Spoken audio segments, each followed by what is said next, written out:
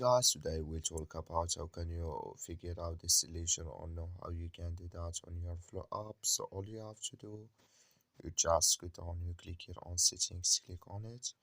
So then it's going to take you to this list here. Then all you have to do, just go up of here. Then you click here on apps. So then you come to this list here. Then all you have to do, just go down. You keep going down here to find flow up, so you just keep going down here, then you click here on flow and you come to this list here. Then all you have to do, just click here on for stop, you click here on OK. So then you go down, you click here on storage, you come to this list here, you click here on clear cache. Then all you have to do now, just turn on your Wi-Fi, turn off your Wi-Fi and turn on it, then it's going to work with you. That's all. Thank you for watching. Don't forget to support us by liking, subscribe.